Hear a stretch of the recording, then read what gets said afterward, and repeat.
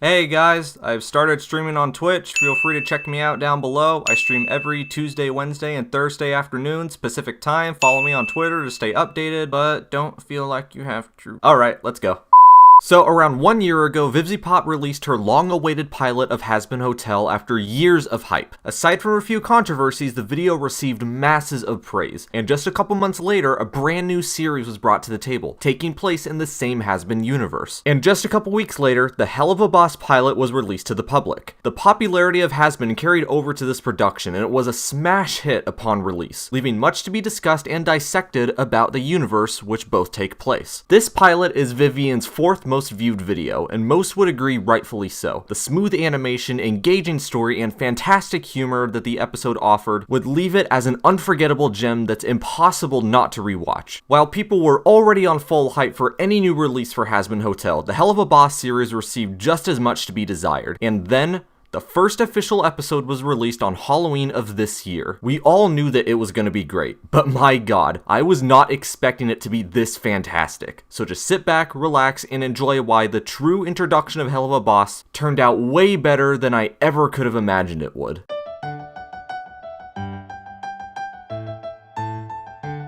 So the main premise of the series was self-explanatory as seen from the pilot, but for argument's sake, I'll discuss the plot of the specific episode. This series stars 4 denizens of hell who run a business of traveling to the living world to kill any human whom a client from hell assigns them. A lot of us were wondering how they would handle this going into the series. There were numerous ways they could have taken it, and I'm sure none of us could have expected this. It starts out with a cheery school teacher happily singing to her class, only to be reminded that she forgot that it was her husband's birthday. So she gives him a surprise call, only to get an eyeful of God knows whatever her husband was doing to some skank. And so she goes over to kill them, kills herself, ends up in hell, skank survives, skank gets rich, wife wants her dead, boom, literal profit. I paid for it. So the wife hires Blitz and the gang to kill her. And what follows is a hilarious adventure of murder, sex, and absolute carnage. We've already had some sneak peeks at how these guys perform their duty, but this is the first time we've seen an in-depth completion of a mission, and by god is it entertaining. Luna, Moxie, and Millie keep up with their shenanigans in the workplace while they're presented with their next target. They jump into the living world and find their prey, only for Moxie to chicken out at the last second and compromise the mission, leaving us to find out that their target is a member of a murder family. Well,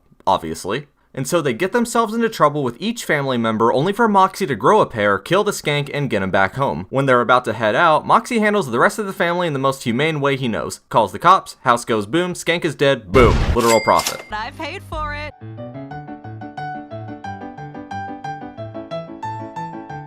After rewatching both Has Been and HELLUVA BOSS, I have noticed some animation inconsistencies here and there, or just really odd frames that feel like they didn't belong. So going into this, I did expect some of Vivian's errors to kind of hop in. Surprisingly though, I actually didn't find much wrong with it in this episode. At least not much that's in your face. The only thing I've seen blatantly is when Luna holds up the picture in this scene, her thumb is on both sides of the photo. The animation is much smoother than the pilot and still carries some of the attitude that goes with the show perfectly. It also seems like visually the animation has a much more saturated look to it, which is a perfect touch. It brings the animation out nicely and just feels so clean. All of the characters and their expressions are animated perfectly, and that just really builds into this.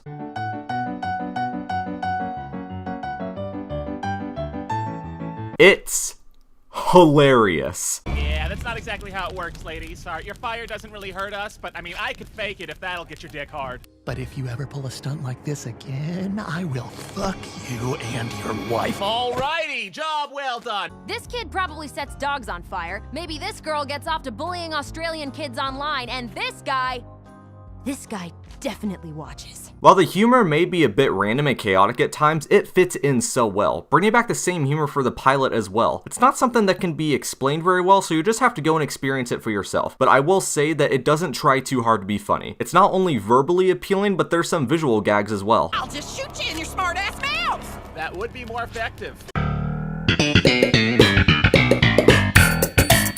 Billboard! And everything is so well timed. It all blends in perfectly. Easily my favorite part is when Stolas calls Blitz and rambles on sexually for longer than expected, and a couple minutes later when Moxie goes back to the house, he's still going.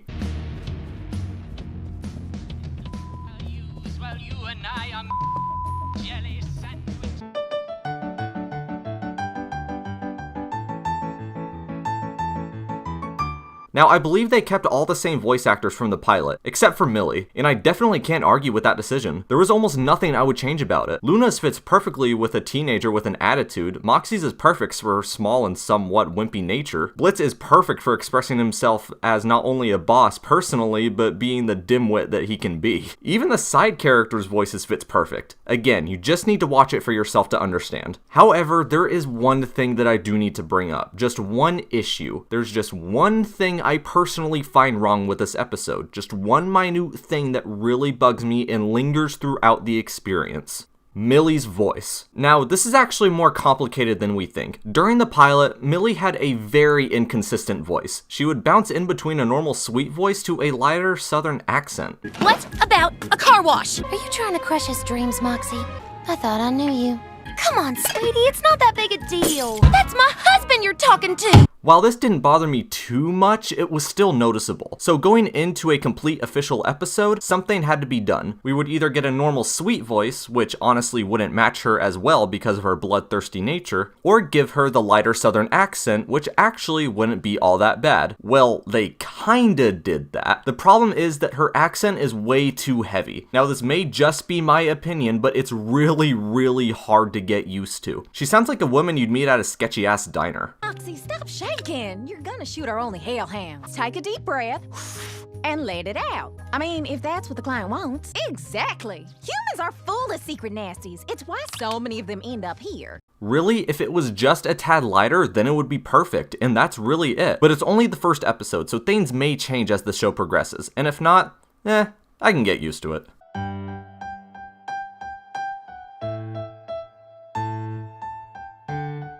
Now, I guess this was kind of hinted at in the pilot, but it's actually revealed that Luna is the one in charge of transportation between Hell and the overworld. It does make sense, but I guess she also does some killing as well. Also, Luna's name is spelled with 2 O's and not a U. Honestly, that surprised me. I really like what they did with Stolas. Not only is it a playoff of a scene from the pilot, but they made it so much better. It was just so much funnier, not only because it lasted longer, but because we were expecting it while also being caught off guard because we didn't know entirely where it would go from there. I mean, after all, a pilot and a true episode can be vastly different. In keeping up with Stolas, I love how they incorporated the book that Blitz got from him. It turns out Stolas actually needs it for his work, and it was a really nice add-on. I'm really curious to see where it goes, and might possibly set up a future episode plot. I really love the demon design for the teacher. It suits her perfectly from her human self. They kept the relationship with Blitz and Luna going, with him loving her and her resenting him. It's so much fun to watch. In conclusion, this video takes the #1 spot for the best animation I've seen this year aside from Satina. This truly blew me away with how well done it was and surpassed all of my expectations I could have possibly had for the series. Now, it may just be episode 1, but it's such a perfect start to the series. Granted, the series is likely going to be episodic, so plot consistency won't be as big an issue. Now, the real kicker about all this is that I realized how much I really took the pilot for granted. It was the perfect setup for the takeoff of the series, perfectly introducing all the characters and giving us everything we need to know to understand the series. That way, when it actually arrived, we were already familiar and we could enjoy it comfortably. That made the experience so much better than expected. Overall, this was absolutely perfect, and it is definitely a must-watch for everyone. Can't wait to see what the series has in store next.